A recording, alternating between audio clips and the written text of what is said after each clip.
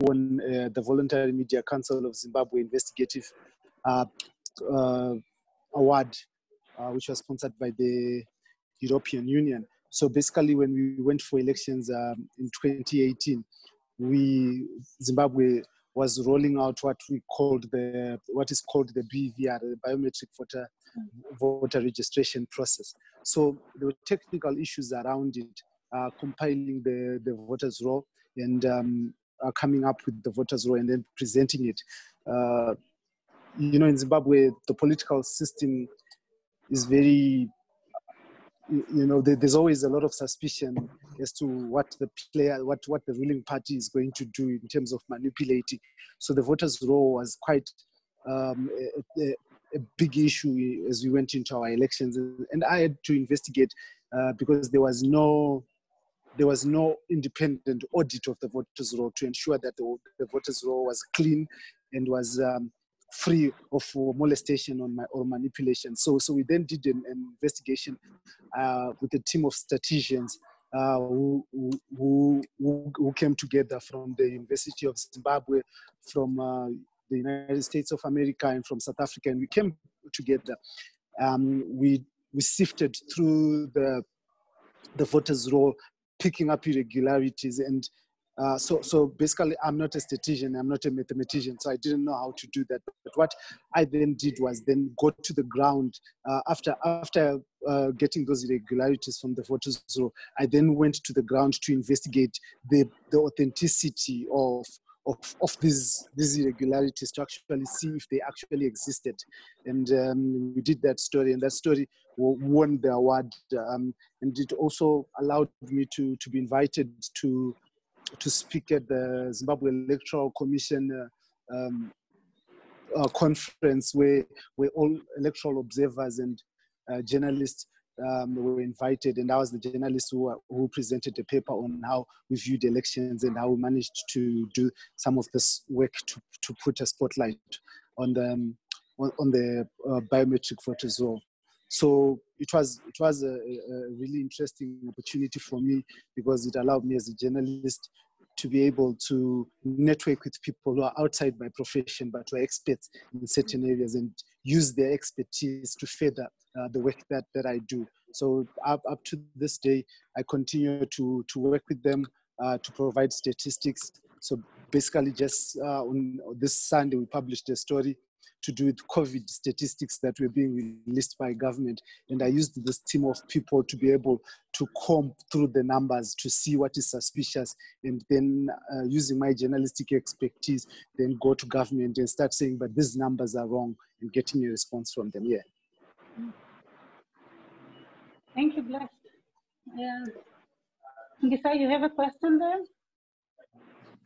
No, I don't. Okay. Thank you very much. Okay. Now. Let me go next. Okay, Ruth. You're welcome. Okay.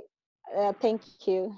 Just as I had introduced myself earlier, I'm seeing Blessed is a colleague in the specialization.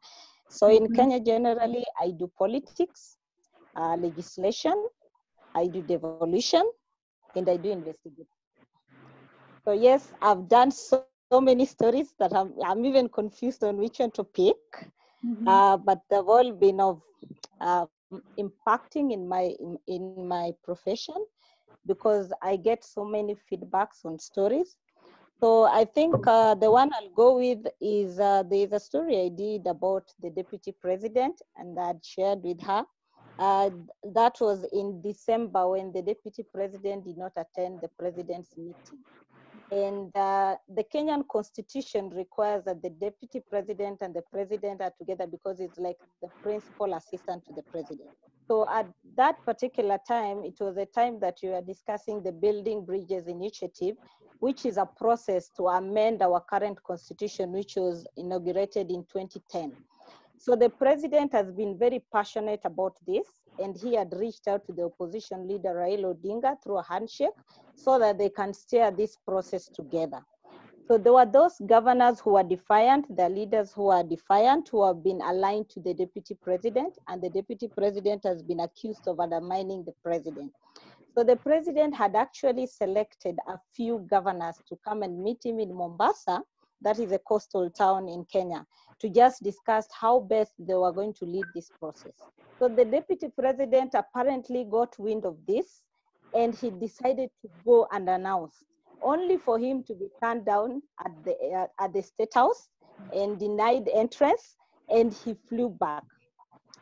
So when I got wind about this, and remember, State House is a protected area, nobody's supposed to get access, nobody's supposed to know what is happening there. But because of my network and sources, I was able to know that the deputy president had actually flown to Mombasa for that meeting. He was turned back and came back to Nairobi.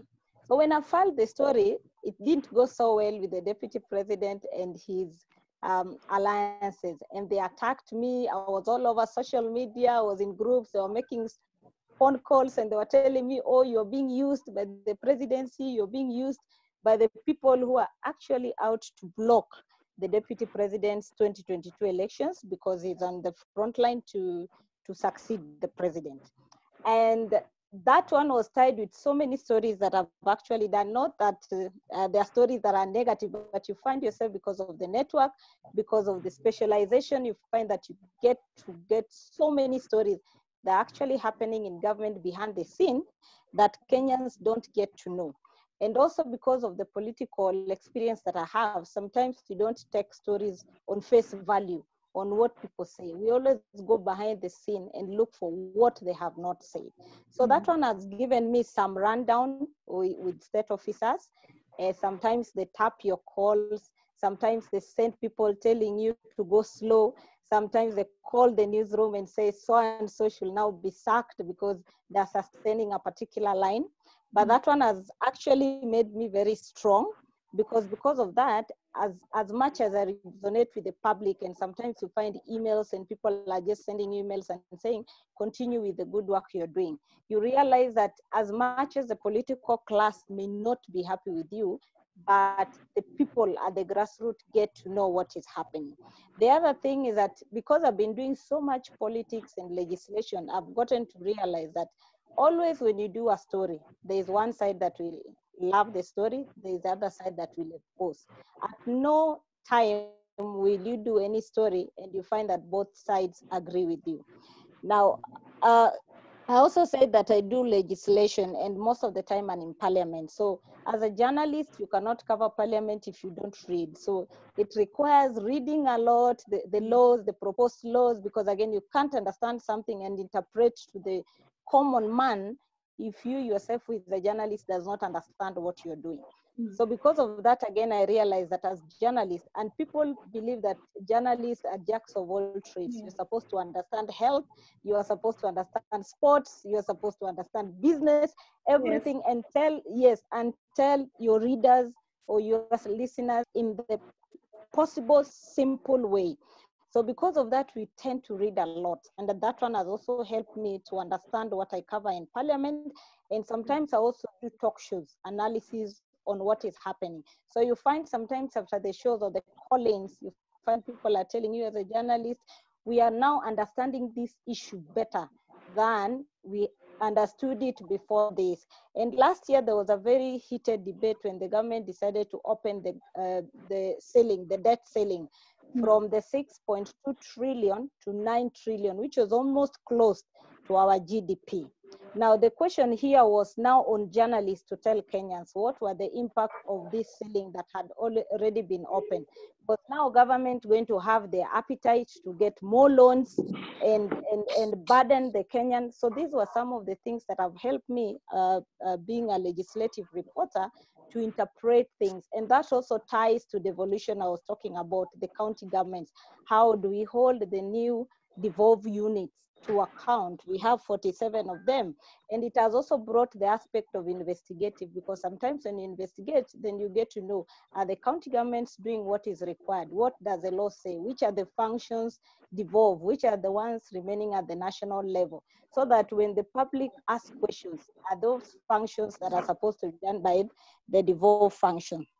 And then the last one, I was talking about corruption. Last year, we were able to do so many stories. If you heard, there were stories about dams, which we were sinking billions and the not existing dams. So these ones, again, were investigative stories that we were doing with investigating agencies, and they tell you this is what we are doing. We have sunk 19 billion Italian project, which never kicked off. We have journalists. We were able to do stories of two governors who are actually taking public funds and doing nothing. And I was glad that end of this year, one governor lost his seat. The other one, his functions have actually been taken by the national government, and they have appointed an interim team to run for the next 24 months.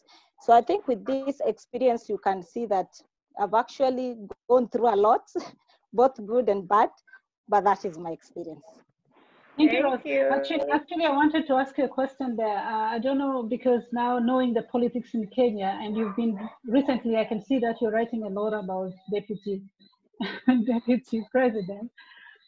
Have you ever been in a situation where also you write about the president, and how is it been like on your side? You're mute. You're muted. Okay. Now you can. Yeah. Yes. When I started, I said I'm part of the presidential press corps. Yes, so I'm part of the journalists who cover the presidency. And it has been quite an experience, both locally and internationally, because I only don't cover him locally, but we also travel with him to international events. Covering the presidency is not so easy because there are the do's and don'ts. It touches about security and the integrity of a country. So there are some times when you cover the presidency, there are stories that, yes, you are required to do, but you put your state, the sovereignty, and what that will impact.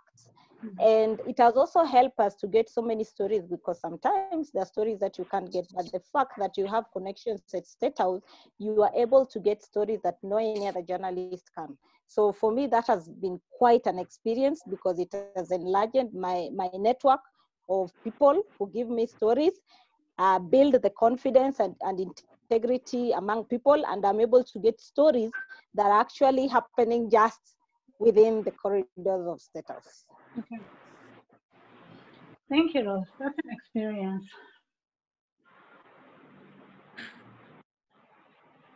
Okay, I can go next. Yes, please. Yeah. All right. I think it was like 2011 where I bumped into what I thought was an innocuous story. No big deal. A company is not performing as it's supposed to be. I wrote the story. It was somewhere hidden and around page 5 or so. It wasn't a big story. I thought it. The next day, I was called by the police. I was supposed to report on Monday to the police because I was being accused of theft. It didn't make sense. So I called the police officer and said, "Why are you accusing me of theft?" He said, "Where did you get the documents that you based your story on?" So I said, "Obviously, I'm not going to tell you." So on Tuesday, we went to the police and we were told, "No, your case is too serious. We are joining to deal with it. Your case is so serious, we're taking you to a higher office." So we waited for another week and we went to this higher office. We're now being dealt with by the serious fraud squad. And now we're being accused of theft and criminal defamation. That was scary.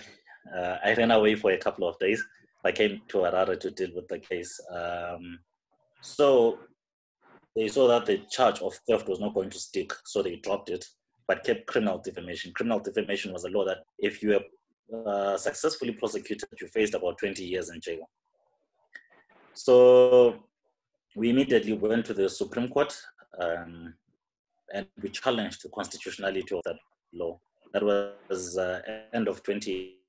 The case was not heard until 2014.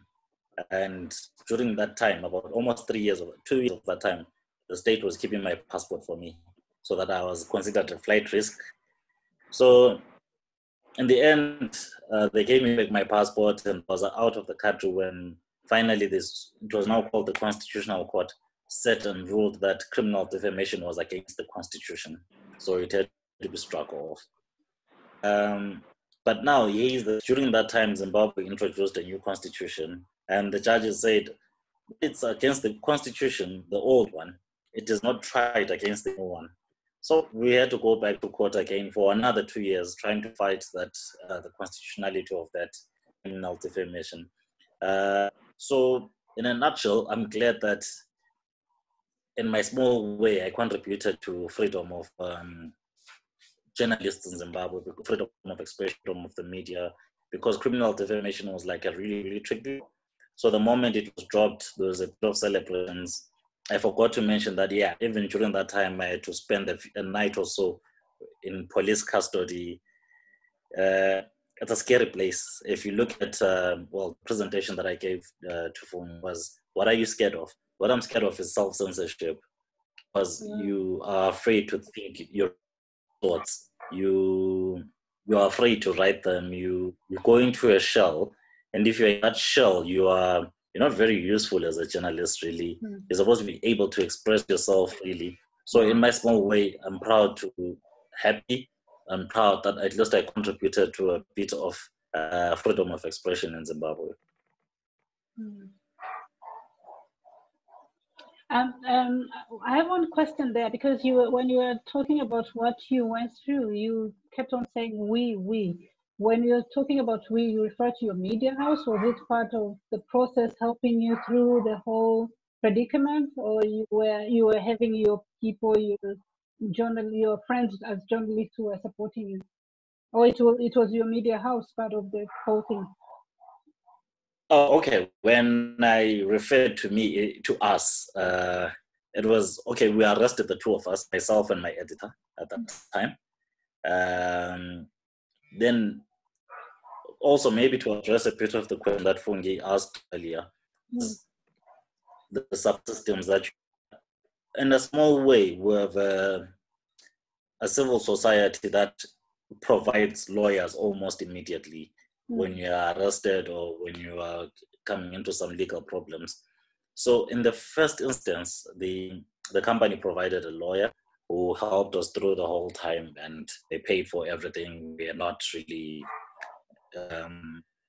dealing with it. Then in the second instance, because now the company's case was over, we had to work with another civil society organization, MISA Zimbabwe, to take the case again to the Constitutional Court. It had legs. The first leg was the company, the second leg was a civil society organization. Okay. Thank you very much. Ngisai, do you have a question there, or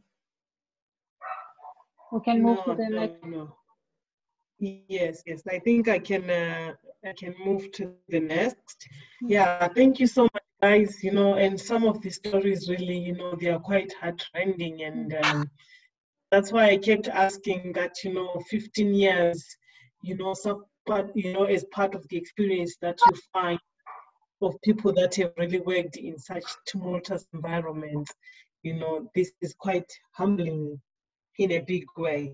So I think we've already gotten into our next session, where we want to really sort of what my boss would call exercising a mosquito, just to get deep into exactly what is the state of media freedom in our countries, really.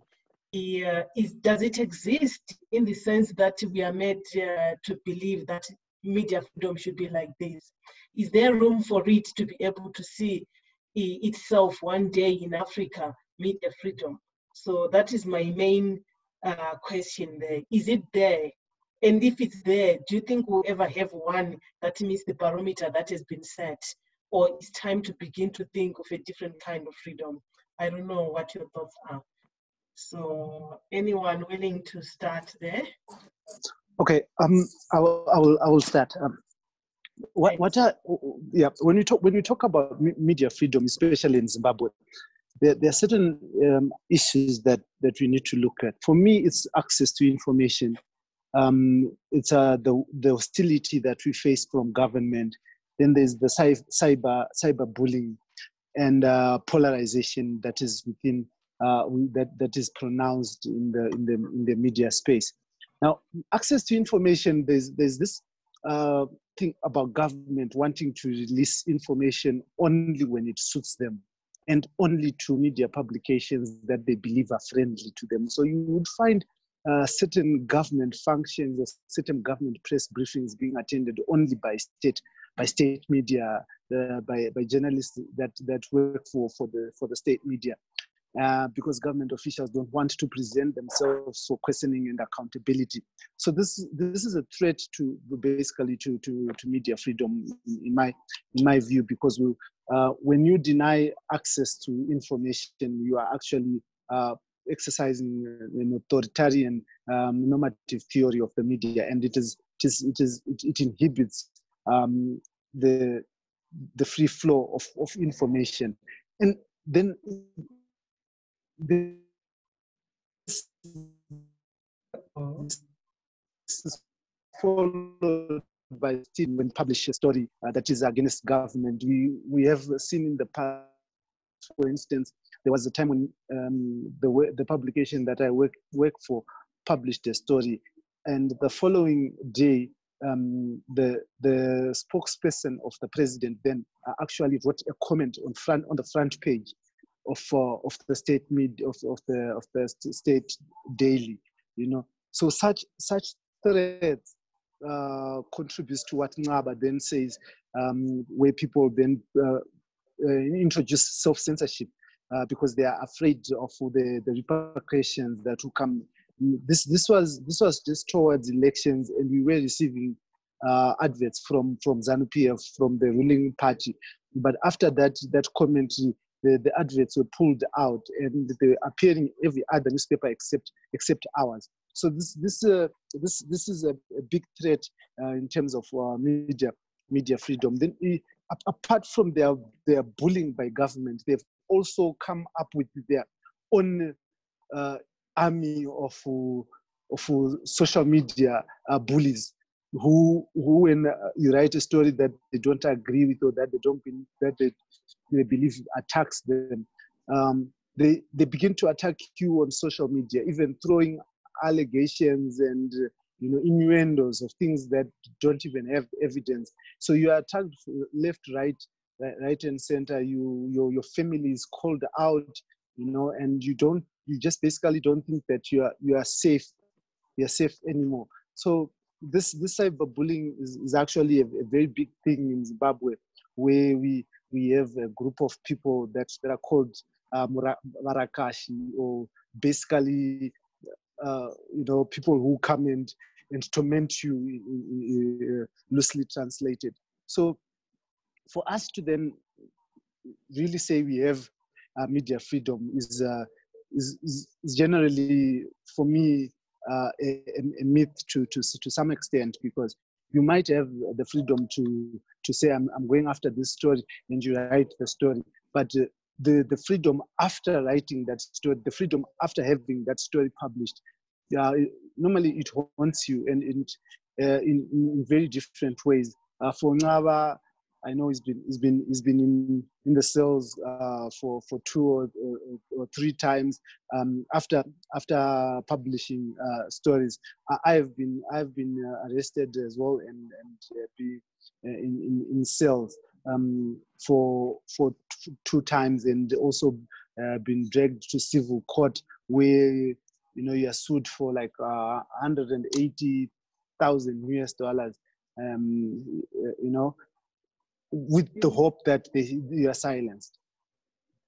Yeah. Wow. Okay, that's quite interesting observations that we are getting from Blessed there. And just to check with others, do we corroborate with what is raising? Okay, there's a hand there from Galat. Please, you can come in. Hello? Please go ahead if you can hear me. You can go on. Oh. Okay, thank you. Did you hear me? Yes, we can hear you, Nadia. Yeah, sure. Yeah, you. Yeah.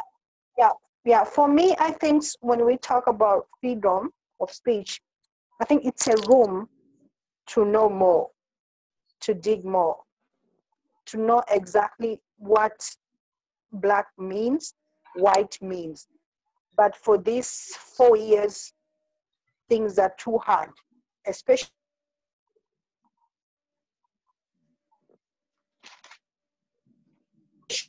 when it's come to female journalists. I have been experienced a lot of doors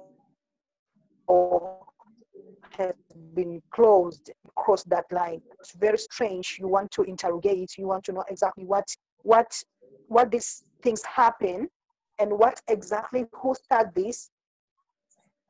You just find a lot of chain. You find someone there, someone uncle, someone sister, someone like there's a lot of people on the same bottle of soup, and you can't even choose which one. So when you want to ask, someone just want to call you like, Najat, can you stop? It's my father's work. We depend on him. And like, what is this? These people are being, maybe I have an example. I was investigate a story about a cotton payment system at the village.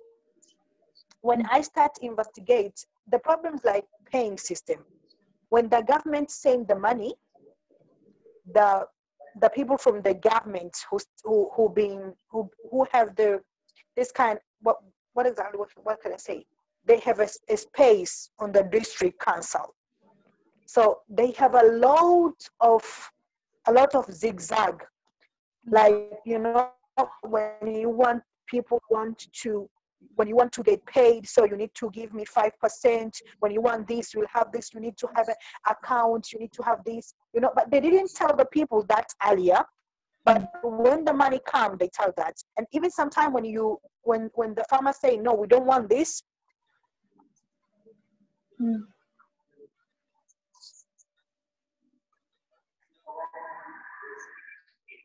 So you are not going to pay. So I get the tip, and I don't want even, everyone just called me, Najat, do you know that I have a wife, I have a son, you want to destroy my career, I will destroy you, I will find you, I will do this, I will do that. So you can't even go and access what's really happening. The freedom is like, even though sometimes you see there's a dirty things as a journalist, you just fear because you have that kind of trade. I will kill you, I will tell your MD, I will do this and this. So for Africa, I think now things are too hard, things are too bad, and we can't. For me, like now, for me on my side now, I get a lot of trades. Like, you are talking too much, you are investigating too much. Can you just leave us alone? And it's like 1 year now, I just raise my hand up and say, okay, you guys do whatever you want, and I'll stand to do a community story more than going to investigate, because sometimes I'm just worried about my family and my son too. Yeah. No, thank you very much. So again, she raises also issues on the threats, which also Blessed has raised as well, which is actually proving to be something that's continually happening. Ingaba, I recognize you there. If you can make your contribution. Okay, I wanted to talk about the threats to freedom and just add on to what Blessed said. My biggest problem in Zimbabwe, not my biggest, but one of my big problems in Zimbabwe is that the government is a player and a regulator. I don't know how other countries are. So just to add to what Blessed was saying, you'll find that our company is competing against a government-owned company. So when it comes to information, the government-owned company gets information first.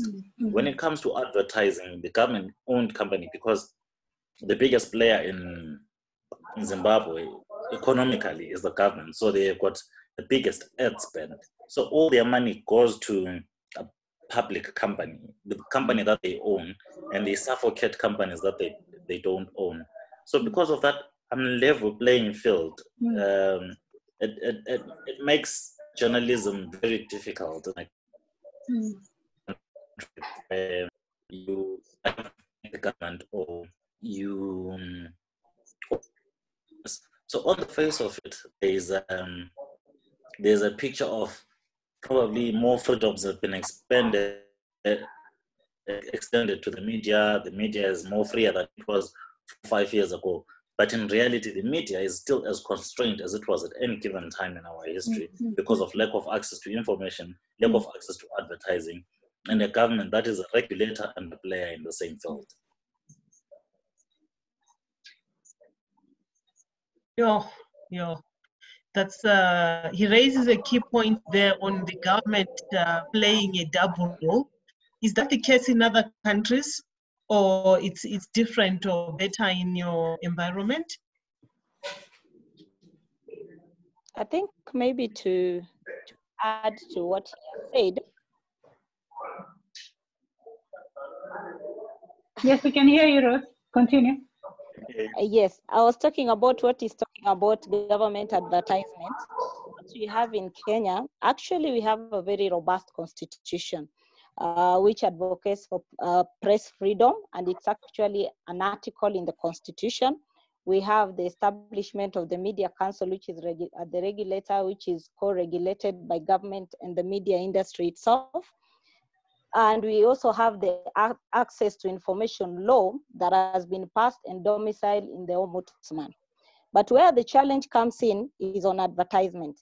Because the government is the main advertiser, they came up with something called the Government Advertising Agency, which is supposed to, all government adverts are supposed to be put in the agency, and then they are published in what is called MyGov, which is inserted in all the media houses. So this has been used as a yardstick.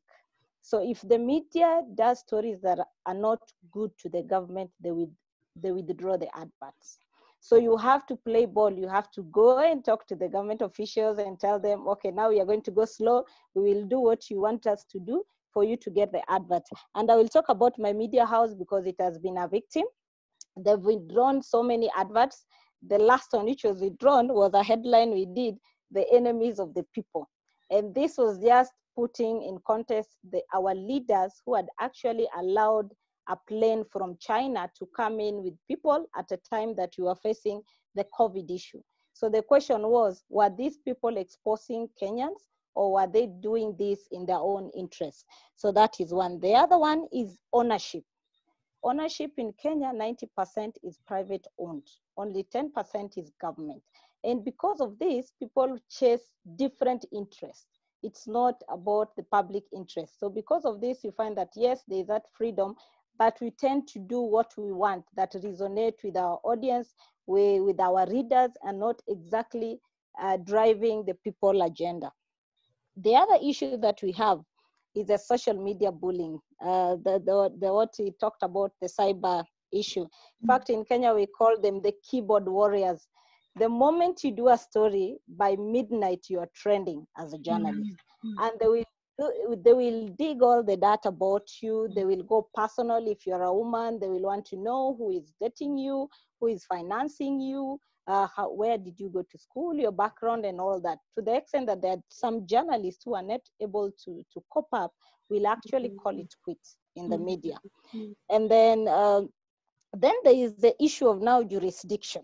And this one also affects even Tanzania, where the governments, when they see Kenya carry stories that they don't like, they write to the Ministry of Foreign Affairs, forcing them to force the media houses to run apologies of stories that they've done. And case in point, Citizen TV has been running adverts apologizing to the president of Tanzania, and it was supposed to be 10 days consecutive.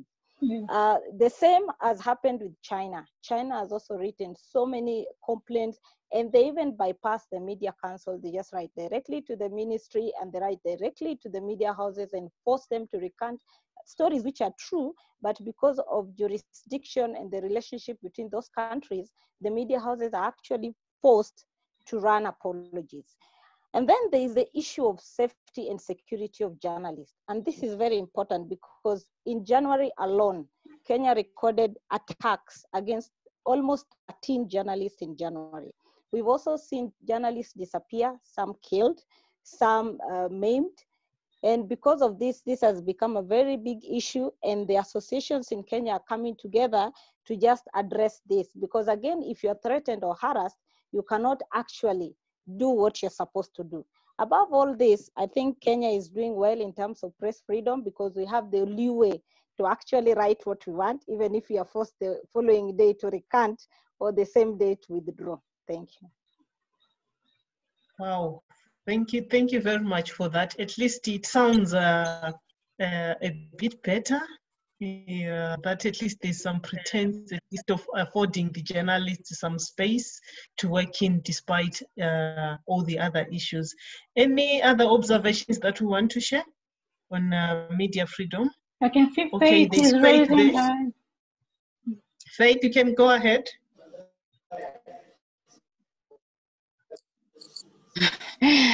Yeah, no, I just have a question to have a better understanding of who is in terms of threatening the safety and security of journalists in Kenya. You talked about disappearances, maimings, and so on. Who is the biggest perpetrator? It's the politicians and the police. So currently we have, yes, so currently we have issues that we've raised with the Inspector General of Police, the Police Oversight Authority, and there are those that we've raised against the politicians, which have been raised now with the Director of Public Prosecution.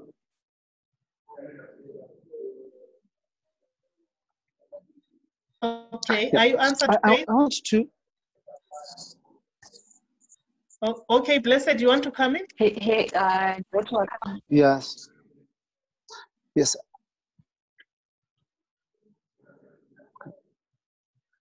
Okay, Faith,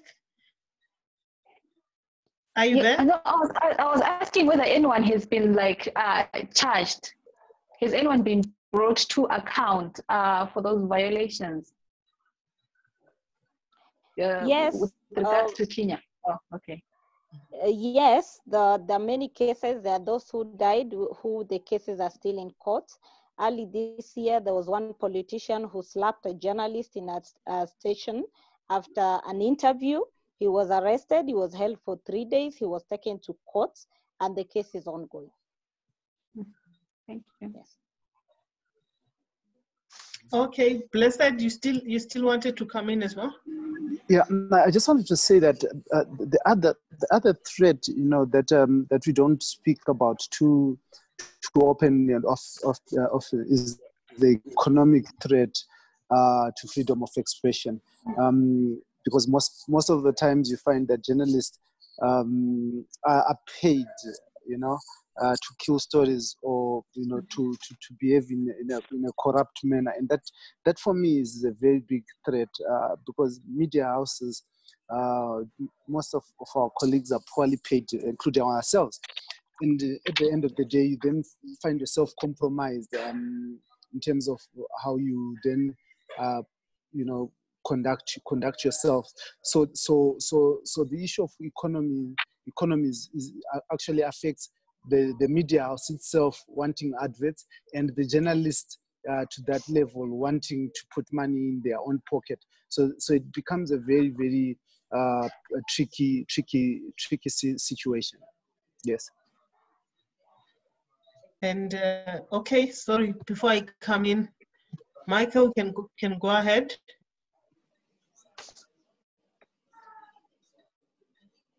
Just a minute, Michael, we didn't hear it. Can I unmute you? Can you continue now? Can you hear me now? Yes. Yes. Oh, okay. Sorry. So I can say, just from the discussions, from what my colleagues have shared, is that there are kind of issues that cut across, but there are some of these which are exclusive to some countries. And as much as Rosaline was looking at it from one perspective, I would I would agree with her on some of these issues, but also try to point it out in a different way that the biggest threat to media freedom is government, because government basically is the judiciary, is the legislature, and the executive. And you can see the biggest problem in our country is corruption. And who are these most people involved in corruption? government, cabinet secretaries, the deputy president, maybe the office of the president, that is the executive.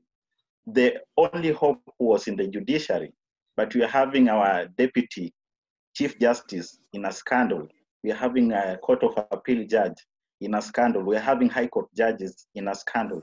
So you realize that as much as we have an explicit law, which we did not have before the coming of this constitution, our Article 34 speaks about freedom of media. It's explicit about freedom of media, existence of media, and even the access to information, which are tied together with Article 33 and 35 about freedom of expression and all that. But you find that now the government, the whole composition of government makes it difficult for media to be free. When you look at it from the executive perspective, we need advertisements. 70% of the revenue of media comes from advertisements, and majority of these advertisements come from government. So you have to be in good books with government. And as Roslyn was saying, they have been having trouble with government as standard newspaper. Even if you look on Twitter today, the deputy president is talking back, and he can influence some of these decisions, some of the departments that are making these advertisements. So you have to be in good books with government, and being in good books with government all the time means that there are some stories which are very important to the people, which will not be able to report. The current managing editor at Standard Media Group was kicked out of Nation because of doing his work. He raised issues about how government had misappropriated funds, and even his own media house turned against him because he wanted to be in good books with the state and to have the business staying afloat. So the issue of ownership is also a concern. A lot of these media houses are private, and these private people need to make money no matter what. So if you are there bold and authoritative, if you are there representing the truth, but this truth does not augur well with government and chances of getting more business, it means that it will be easy for you to be done away with rather than these media organizations to lose their advertisers. And you see that this issue of ownership is also affected by corruption. That's why I pointed corruption is a whole lot of problem, because if these media owners could not be corrupt, you'll find that some of them have scandals. If they continue pressing the government, maybe their media houses speaks and exposes what is happening in the government, then the government, you'll hear the Directorate of Criminal Investigations pulls out something against these media owners or something close to these media owners, and they'll tell you guys to tone down because they have to protect their reputations. And in terms of corruption also, you'll find that you've found maybe these politicians that are involved in issues of corruption. The ministers, the cabinet secretaries, they work together with the MPs. These MPs know police officers. These police officers knows the people who are in charge of the courts and all that. So you find that if you get into the wrong side of government, or if you try to push government to be accountable on things which are factual, maybe sometimes just the challenge of getting the information, the access to information, you'll find that you're being frustrated through the police. You get charged, like I think Blessed was sharing, or was it Cover? You get charged, even you're charged against things that you do not understand. And then when you go to the court drags the whole process. So you're intimidated through the whole process. You cannot work out excellently. And on the issue of commercial interests, I think it just doesn't happen on the from the headquarter point of view, even from the ground. In 2013, we had the devolved units of government, the counties. And you will find that then, before the formation of the government advertising agency, you'll find that counties used to do their own advertisements. So what the county government, the county governments came with a lot of corruption. You'll find that there are these kindergarten schools without desks, without blackboards. But when you expose a story like that, which is just to make them wake up and do their work, you'll find they talk to your commercial manager at the region and they tell them that we will not give you the advertisements, and they'll do it explicitly. You'll find that maybe I'm working for Standard. Tomorrow, Daily Nation has 4 pages of advertisements from the county government, and the commercial guy will come even to you and ask you, why are you guys doing this to us? We are losing business. I remember there was a time I highlighted a story about looming health crisis in that county because about 800 health workers were going to down their tools. And it was a story which every other media house, like journalists were there, but somehow my story got published. So it portrayed the county in a way that they thought it was negative, but it was just the truth because it was anyway a press conference. So they called the commercial manager in our bureau and called the bureau chief and asked me to do a report correcting the wrong information that I had published. And it was all truthful. So I was adamant, what am I correcting? Because this is true information. And there was a conflict. You find that they told us to apologize, but I'm lucky that time I had a very firm bureau chief. He refused. He said, if we would have misrepresented anything, we would apologize. But then we are not going to apologize. And you find that your relationship with the people in the marketing department does not continue moving on smoothly. So you're working in an environment that even your colleagues in a different department feel like you are a threat to their job and making their job difficult. And even on the issue of payment of advertisements, remember it was in 2018, last year, actually 2019, I think Rosalind can attest, the government had intentionally refused to pay for advertisements, which it had placed already. So it knew the media houses were operating on the minimum budget, and you cannot do much when you're operating with little money. It was about 23 million US dollars, which had not been paid. So until the media houses protested all this and the government told them, now come, the media owners and the media managers, let us sit on the table and agree. And you'll find that when they come out of that meeting, you may have a very good investigative story, but the far it will go is just be in the system. It will not be published because now they have to protect the commercial interests. So what I would like to say is just, we have good laws. We have it enshrined in the constitution, but who is there to implement it? Because the police officers whom you think maybe you can report your issues to, they have cases of police brutality, and they find that media cover them negatively, expose the illegalities that they do. So when you go to report an issue like a journalist, in fact, some of them mock you. I remember one night I was going to the house and I was stopped by police officers. They asked me for the job ID. I showed them the work job ID. I even regretted showing them the work ID because now they used it against me. They were telling me, you're working at night, you're endangering your life. And then tomorrow you'll be the first people to report that we are not doing our job. And I had just alighted from a public service vehicle. I'm walking to the house. So I had to sleep in the cell just because of my profession, because they felt another journalist offended them. So you'll find that we have a good law, but who are the implementers? We don't have, we have a challenge in implementing this law. And my observation was that maybe we will need a strong union for journalists, very independent, and the media also need to be independent financially so that this freedom can be exercised, because some of this freedom is being curtailed from within the media house. Oh, thank you very much. You know, he raises some interesting points, and I think some of them really connect to what Rosalind also has said.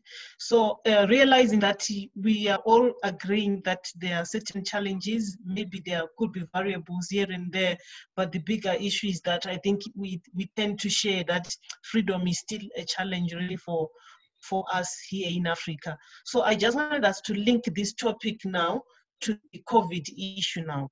What has happened to the media during this time? Has it changed anything? Or is still the same challenges, is still the same problems that you have been facing all over again, or COVID has brought a new dynamic to it? Yes, please, you can go ahead. Hello? Yes, I've unmuted you, yes. Okay, thank you. No, I think now it's worse. It's more than worse. Like me, I'm working on local radio station, and for local, I mean local is not like local for content. To go to fields, we used to have that kind of package discussion, face-to-face interview, go ask for what did this, who, where, when, and all that stuff. But in my station now, we have been blog program or recording program. So now we're using a phone for recording and WhatsApp for voice notes, even though we have a shift.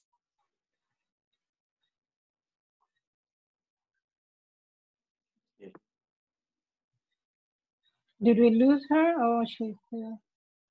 So it's really hard. Hello? Benny, hello? We are losing Yes, you. go ahead. You can Go ahead. Yeah.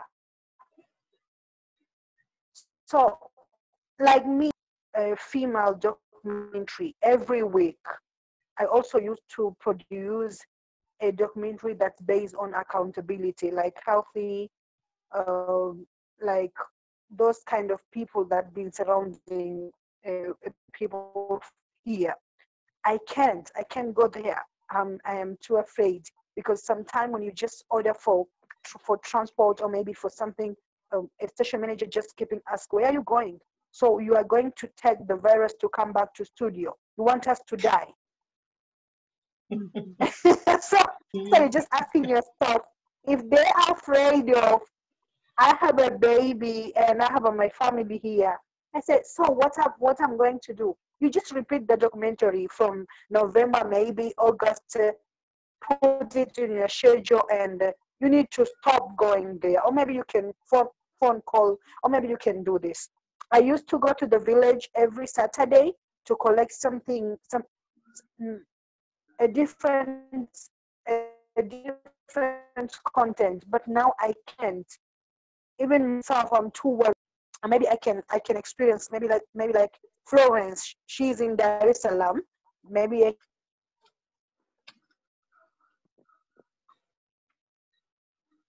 can say they have a good network. They can, I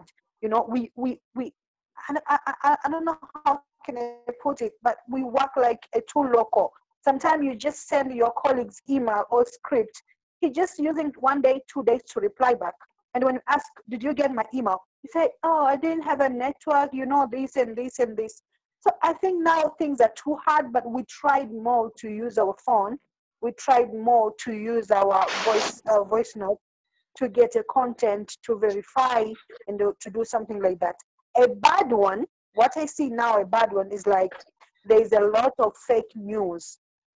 So that is a problem, because you need to contact your editor, you need to contact your sub-editor, and almost time I need to be online because I'm a content manager on my station to know what exactly my people are going to say. Because here in Tanzania, when you miss up on data, so you are going to be, your station has been banned. Yani there is no discussion. Either you close your station, either you leave the job, either, I don't know, like it's going to be miserable. Even this on COVID, it's too hard. So now I use a lot of time to hear what my people are saying, what my fellows colleagues are saying, what are they talking about. So it's really hard, because I used to work at view the script, preview the content, but now I can't do that. Even myself, I'm just like stacking. I don't know where I get the story, where, like, I don't know, like I don't know. I have this kind of fear too much. Yeah. So she says COVID has really crippled parts of your work. I don't know, do we share the same sentiments with others, with her? I agree with her. I think the issues are more or less the same, especially the issue of staying at home. At least the government announced media is part of the essential services, and so we are working. But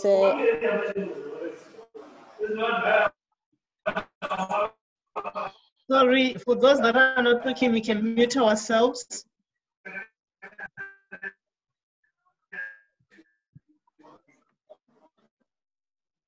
Okay, I think you can proceed now. Yes, I was talking about from my end at where I work. We came up with a shift, people were asked to stay at home. We've been working, I think now this is my 9th day. We've been working for 2 weeks consecutive, just to ensure that we are not many in the office. We are very few, and because of that, the pressure is so much, because you have to do everything because the other people are not at work. And then there's the issue that the companies have come with forced pay cuts, and they were also rendering some staff redundant. My company had indicated that it was going to sack 170 people. I don't know where they've reached with that. The other day, they gave us a flat rate of forced salary cuts between 20 and 25%. But it is cutting across all media houses. There are also those media houses that have given 50% pay cut forced, so that they can sustain the current environment. So there are cases that are actually now active in courts.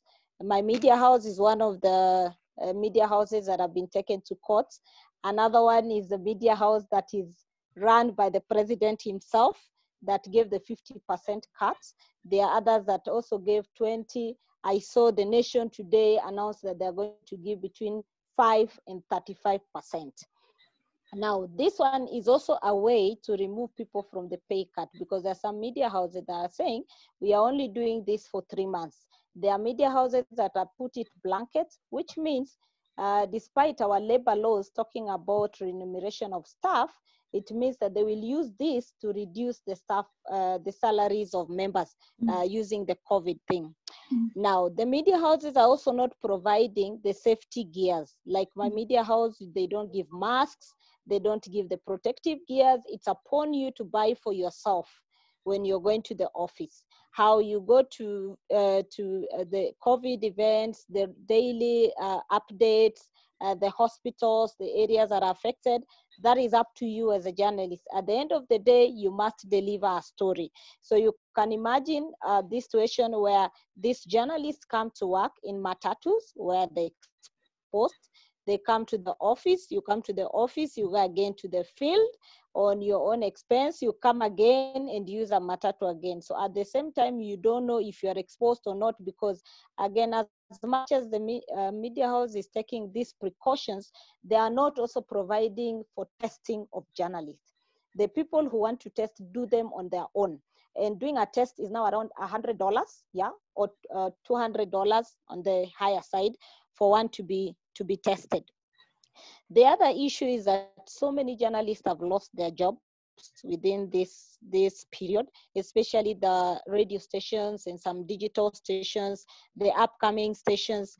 And the Media Council of Kenya, where I sit, has actually now approached the government that if they can get a subsidy to help, especially the community radios and the regional radios, because currently journalists are at home.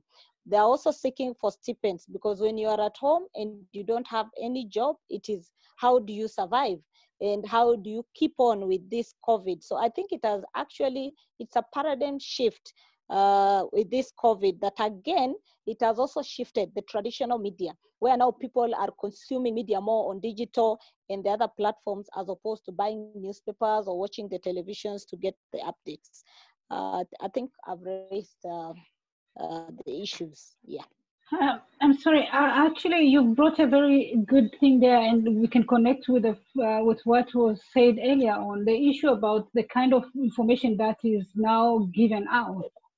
And there was an issue that there's a problem of fact checking, because I remember Najat said that she's supposed to do that, but she cannot do it because, first of all, she doesn't have the right information, but also she's not in an area where she can verify information she's getting. And now there's an issue of fake news. How, as the media houses, as journalists, how do you deal with those kind of issues? Because also that one is about your credibility.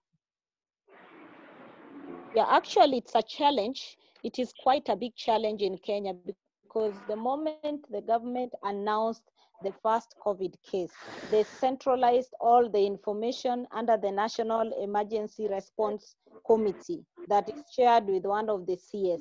So in the daily updates, it's only the information that trickles from the government that the media gets to know. Now, the media, like the Standard, has tried to get out of what actually the government gives us and investigate on our own. The other day when the CS had his press conference, he termed us as one of the naysayers because we were not actually telling Kenyans what they want, but we were actually critiquing the government.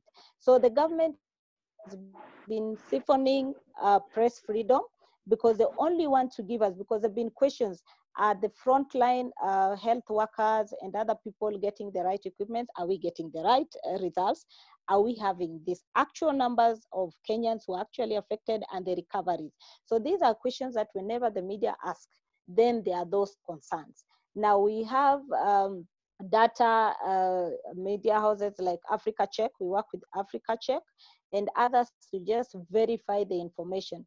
But again, it is very difficult because even the quarantine stations where these actually patients are, we are given limited access. So a media house must put in writing and then they decide on where to take you. So maybe they can take you to the ICU where you only see one patient, but they have actually never taken journalists to the isolation wards where you can actually count and say, these are the patients that we have.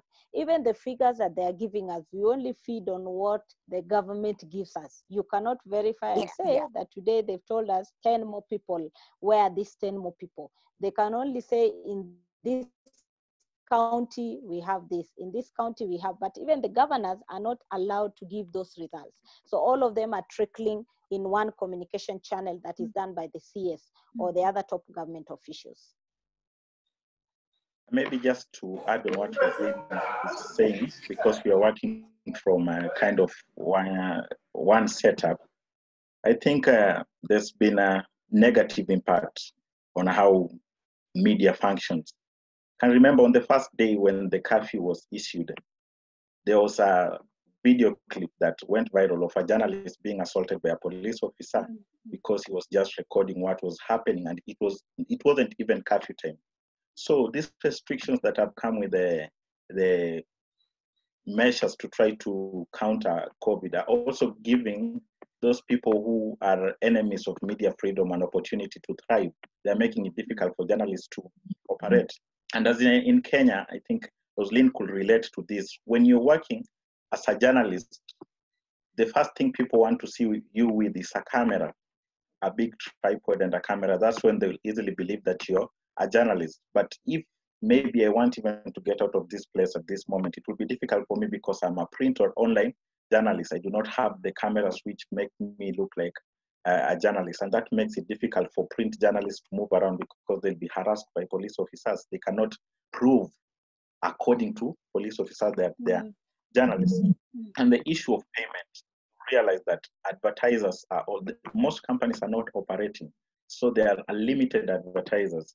And the pay of journalists is not something to smile about, especially the correspondents who are working from the regions. And people are earning currently a retainer of less than $100. So it makes it difficult, literally impossible for some of them to operate.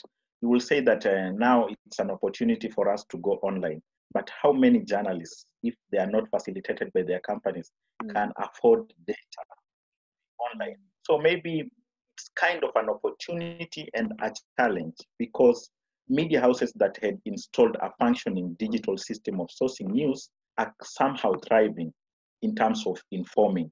And you find that the citizen journalism is also finding its place, because as Roslyn said, we only wait for press conferences every afternoon. 8 more cases, the total number has gotten to this number has recovered, and they were given all those other restrictions, and that is it. So currently we have to use social media and find what those people who are in quarantine are sharing, because there was an incident that even somebody who was in quarantine was talking to a television station and he was snatched his phone from the quarantine center because he was exposing what was happening there.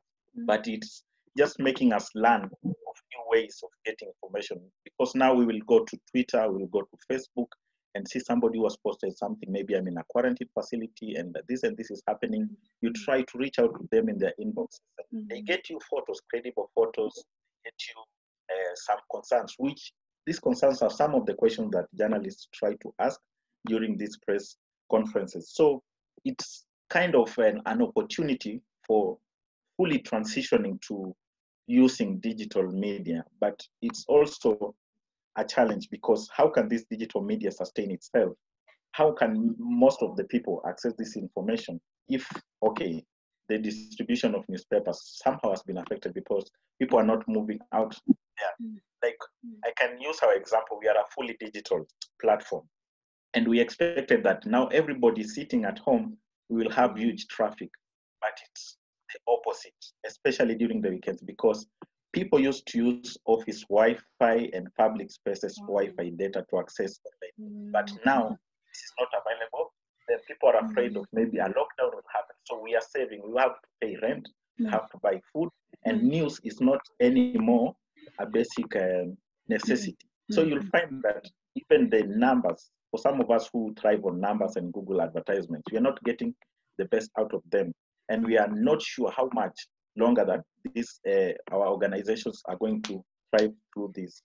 So as much as it's an opportunity to embrace new ways of sourcing news, you'll find that there are still a lot of loopholes that influence the quality of journalism that comes out of it. Because you'll find that I'm living in a particular area, maybe Nairobi, it's a huge city. You find that the network connectivity is not the same. So you'll find that the time that it's used to approve a news story, as much as we have a structure, a working structure of monitoring news, verifying before we approve this news as editors for publication, you'll find that somebody is offline, the person who you are working with. So you have to wait a bit, or sometimes literally call them and tell them, give them instruction about how you're going to do this story. Sometimes you give instructions, somebody, like the person that you've given the instruction, they get it late.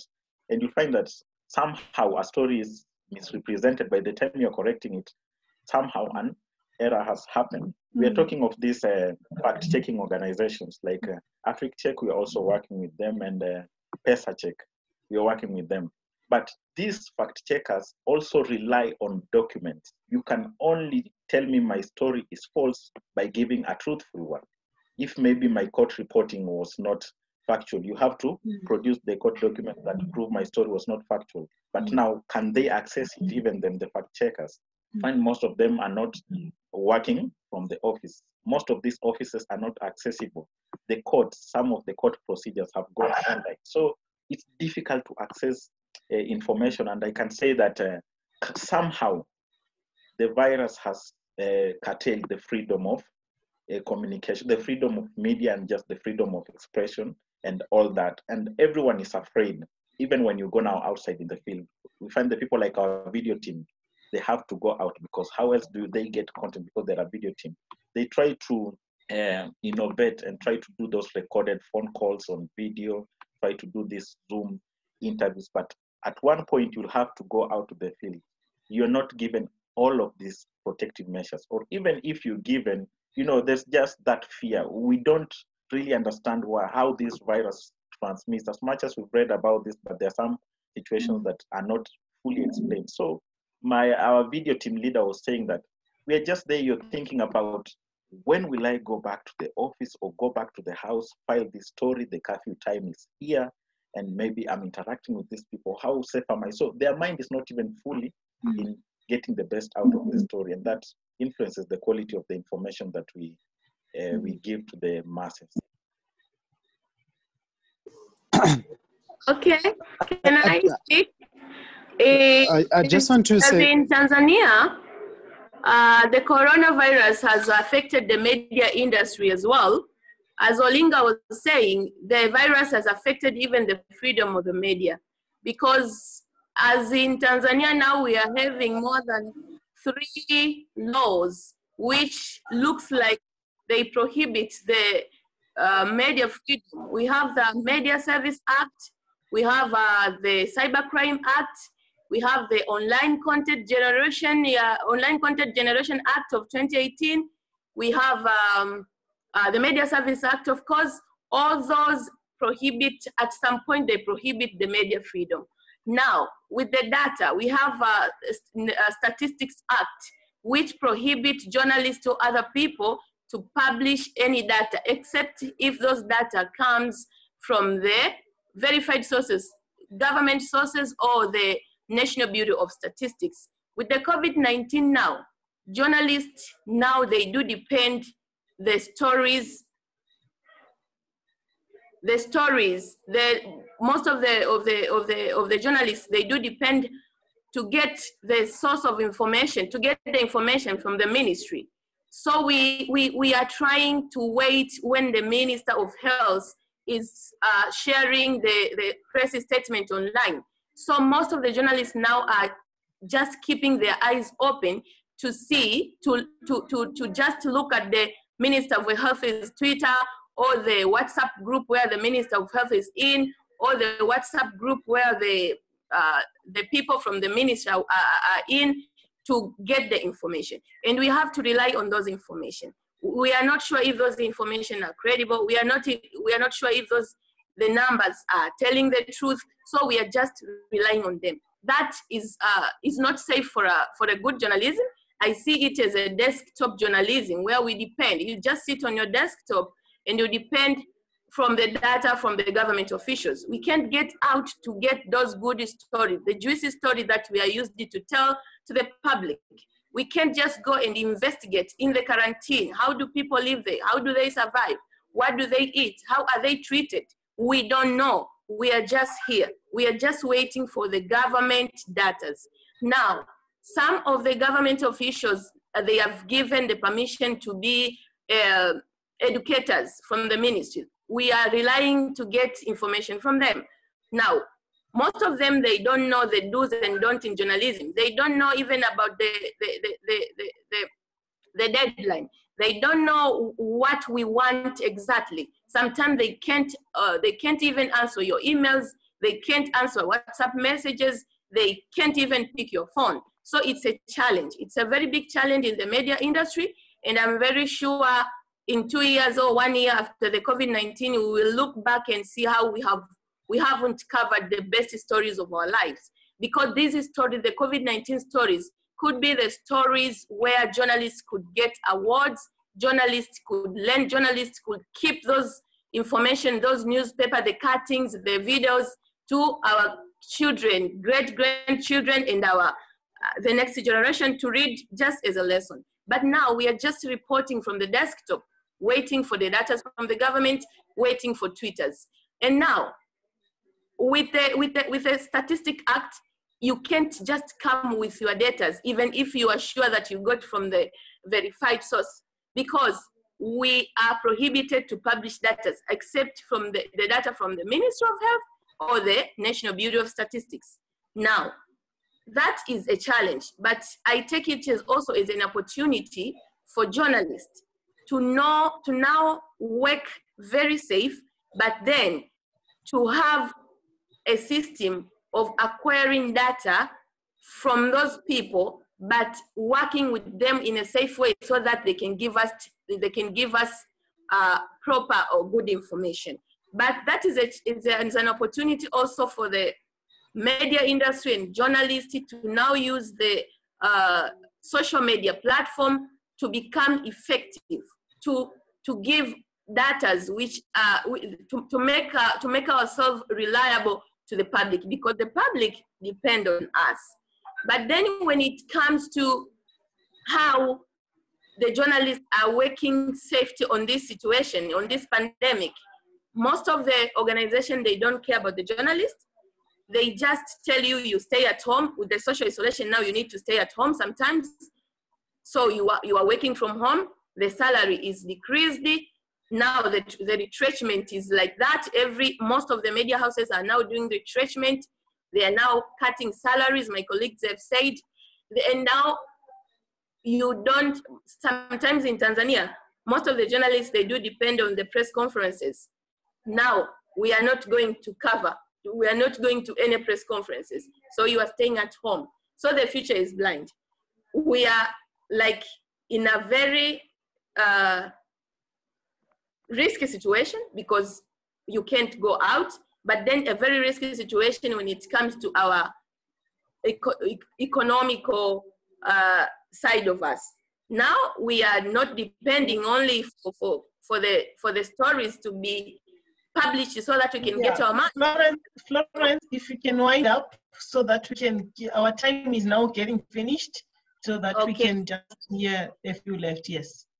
Yeah, so what I'm saying is that we also need not to waste time. We need to do our investigation as usual.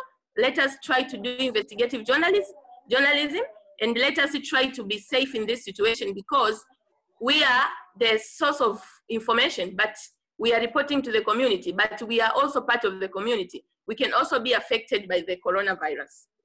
Maybe there I can ask a question there, exactly where Florence has ended. And this goes to everyone, that now we are in this situation, we are journalists, this is the thing, this is our passion, this is our work, we've done some of the things that they've made us to be who we are, and sometimes we are regretting for some things that we didn't do.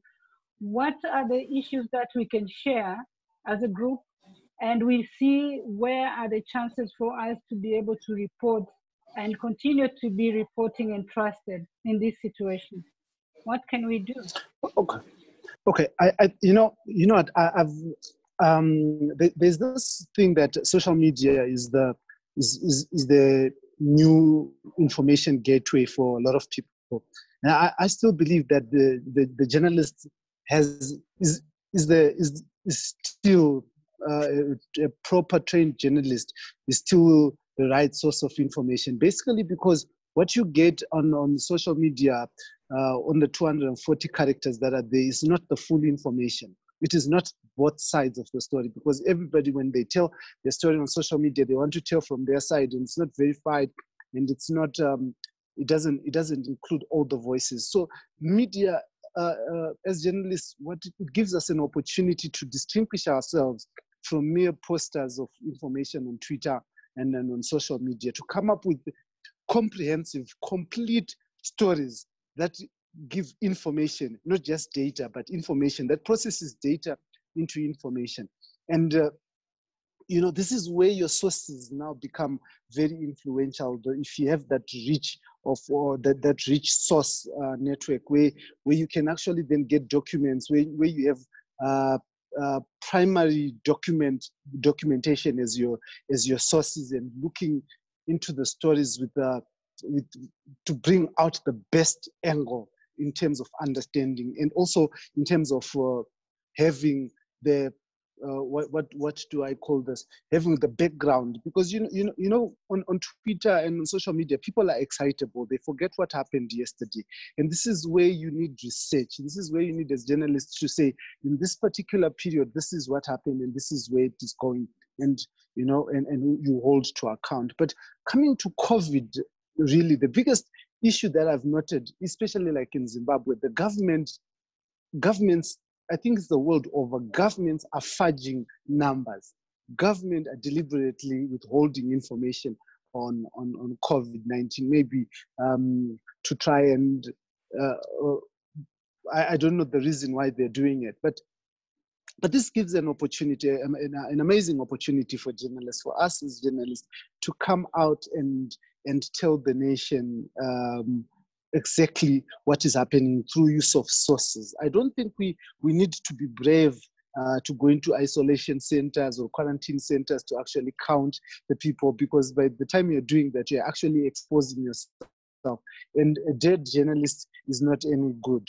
So you need to do sourcing. You need to be able then to even to tell the story after this COVID-19, to then have a follow-up and be able to make the difference, to say this is what has happened. Like, for instance, I told you earlier on that I spoke to data statisticians and stuff like that, and we just basically looked at the numbers that the government has released and said these numbers are wrong. There's something wrong with your numbers, because there is no way, there's absolutely no way you're going to get a quarantine center. There's absolutely no way you're going to you're going to access to access people's results, because remember, you're dealing with a very sensitive issue here. This is health, and people have right to privacy. So, and results of people with COVID-19 cannot just be released, and their names or everything like that. These are things that cannot just happen because there are already laws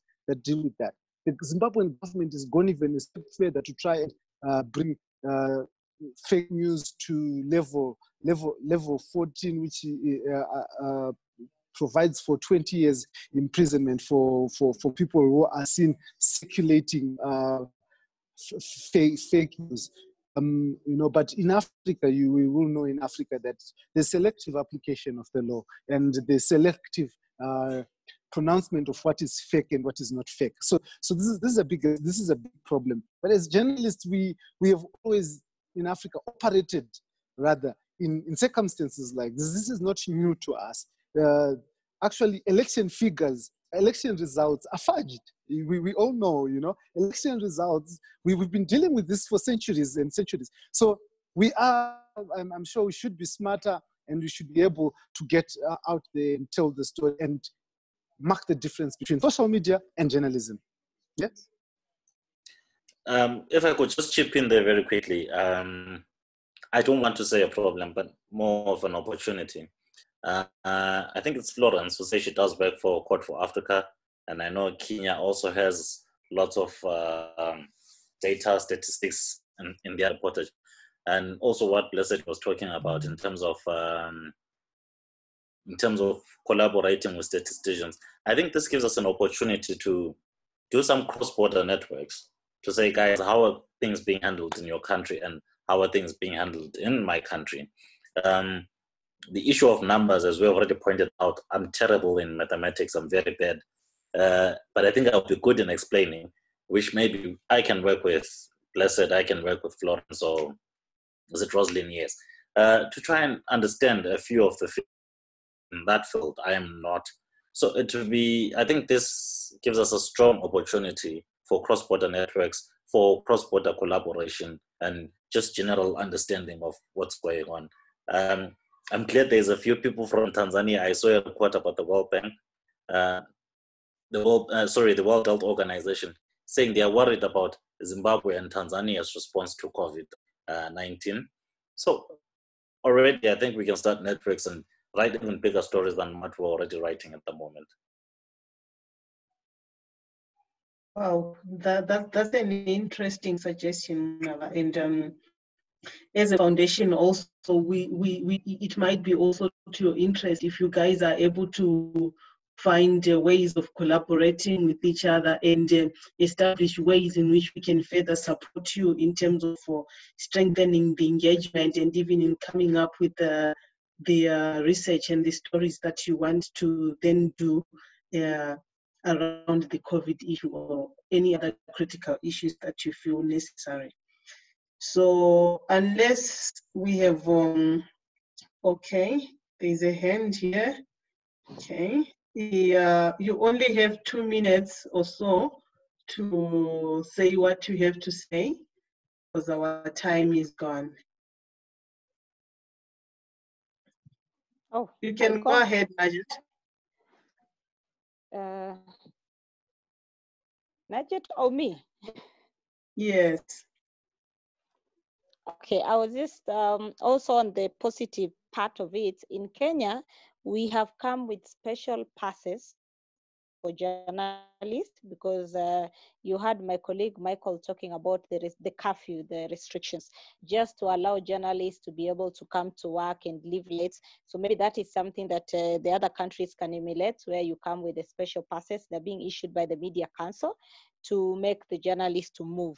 Now, the associations that Michael was talking about and the Media Council is actually engaging the government now, because we are talking about the revenue shrinking. Apart from the other sectors, the media has actually been really hit. And that's why you're talking about so many journalists being sacked.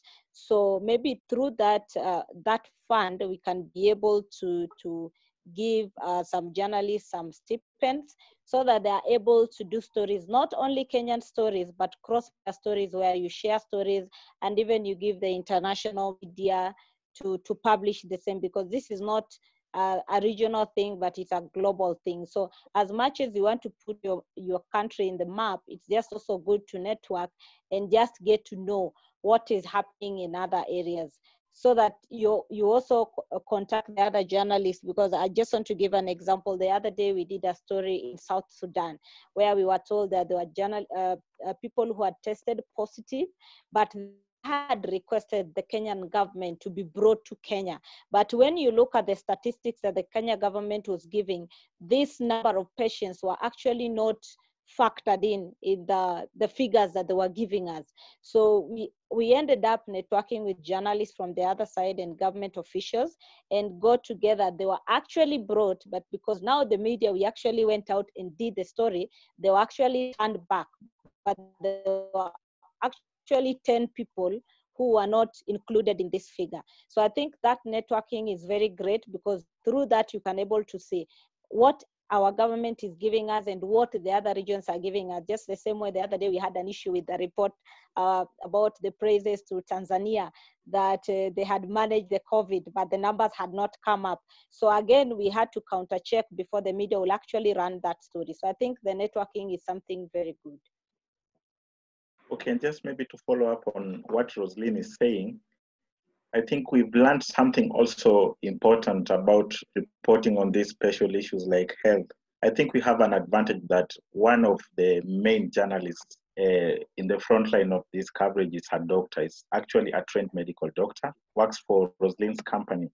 And she's been able at least to break down some of these things which the government's saying, and explaining that some of these things are not practical as much as the government is saying. And that gives journalists insights in the news angles of how to approach stories. So I think maybe even as we try to make better our profession, we should try to look at the system like what we saw in Germany. Like, let us give more space for experts to come in and work amongst us on things that we do not understand. And what Blessed was saying about social media, we've learned also that as much as people get a lot of information from social media, they'll still wait for media to verify.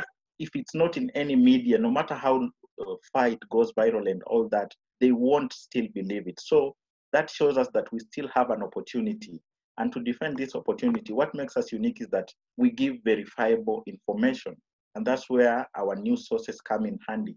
I can just relate to my media house. Like, we've been so reliant on online sourcing, social media sourcing.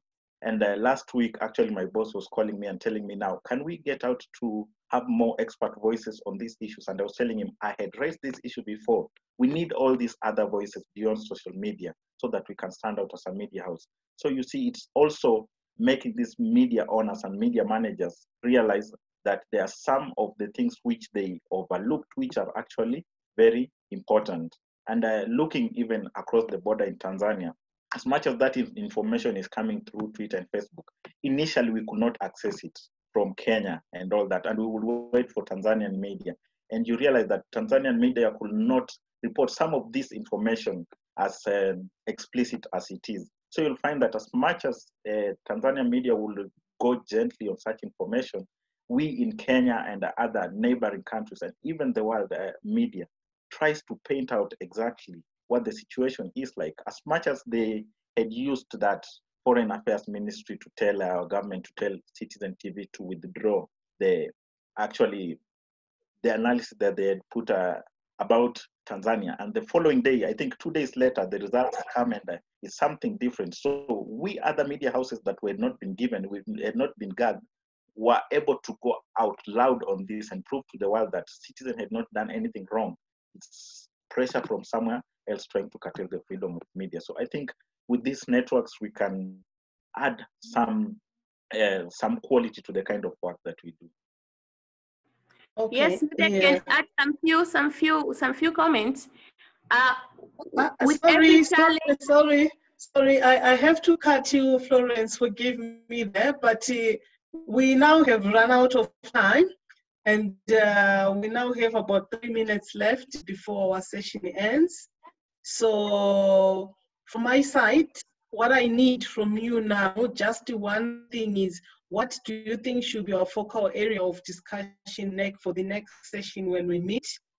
what do you think are the other issues that you might want in this platform to discuss or to avail even as we go forward? So we just have 3 minutes. So if you have a word or something that you feel can help give direction to this, kindly share, please. Only those things that haven't been raised so far, please.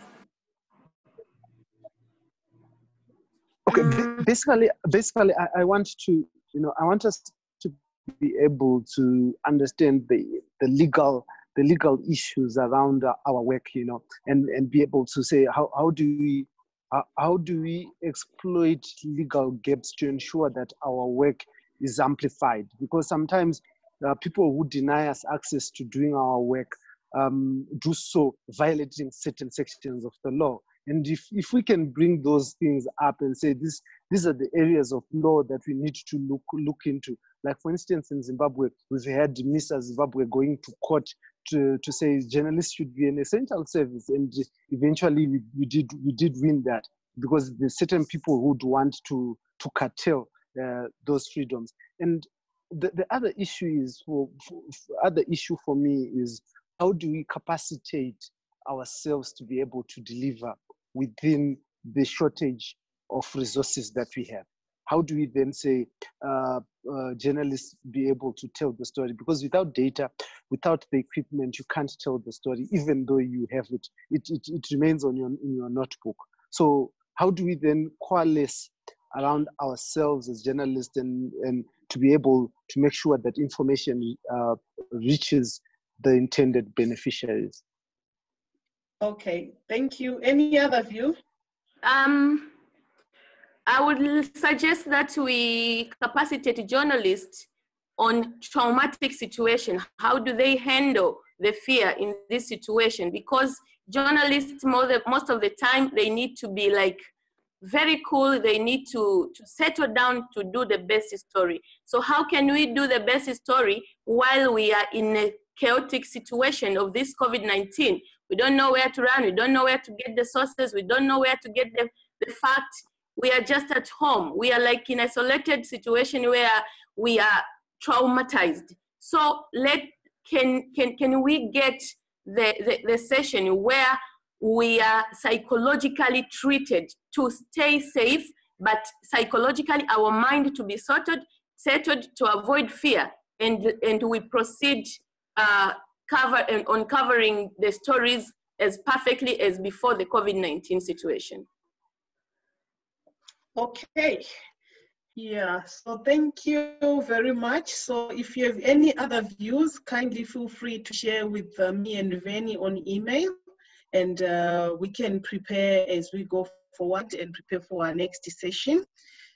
So from me, thank you so much for the time. This was an exciting session. I look forward to more exciting sessions. Over to you, Veni. Thank you very much, Fungisai, and thank you very much, everyone. I don't know if we will have time for Faith to tell us something, or because of time she has to put down and we will share. I don't know, because Fungisai on your side, and also people, I can see people have been sitting for 2 hours. It's a lot. I don't know if we will have, do we have time for her to come in? We don't hear you, Faith. I think she's struggling. Faith, please. Do you want to make sure that you talk now? I think I can send. Okay. Now, so I can stay guided by the group. Stay guided by the group, and they just want a random. Or should I go ahead? We are losing you. I think the network is not that clear on your side. Yeah, the network is a bit bad on my side, but I was asking, I was saying I stand guided by the group whether they want a quick rundown of the issues that we looked at today. What do you think, Fugusai? Should we do that way, or should we send it around? Because now with the network... I think they can send around, and she can send around, and those that have points of clarification can add there. If you have questions on any issues, you can follow up with them and for further clarification. Yeah.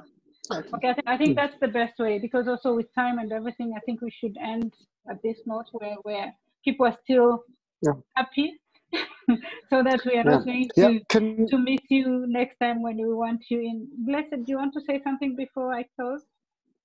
Yeah, so I just wanted to exchange, if we could exchange numbers on some platform so that we can actually talk via WhatsApp with the colleagues. You know. Okay. Yeah. I think we'll do that. We will also want to share also your profile so that at least, because we quickly introduced ourselves here, but we are going to share it also that we know each other very well. We know where someone is working, because maybe you found that through this media, you could have worked with them somewhere. So we will do that so that we know who we are talking to in detail. And we will continue creating a kind of a group that will be able to share this kind of things, because also to avoid repetition, I think it will be good for Faith to be able to share in a very coordinated manner, so that it will be easier. If there are questions, there are clarification, we can do that way. So Sure, we'll thank do you. that. Fungita and I, we are going to coordinate, make sure that everyone is getting it. Thank you very much for your time. Thank you for being with us tonight. I'm sure we are going to have these interesting discussions. We'll go on planning. Now we are more focused. We know what you will be happy to hear and talk about, and I'm sure we will be able to get through together, because it's part of our work, and we are enjoying doing this, especially with people who are very active. Fungisa, will you want to say something and close? Oh, we are okay here. We are okay. So goodbye, everyone. So I'm ending the session. See you next time. Thank you very much. Good. Thank you. Bye, Roslyn. Bye. Okay, thank you. Bye, Florence. Bye. Bye. Bye. Thank you.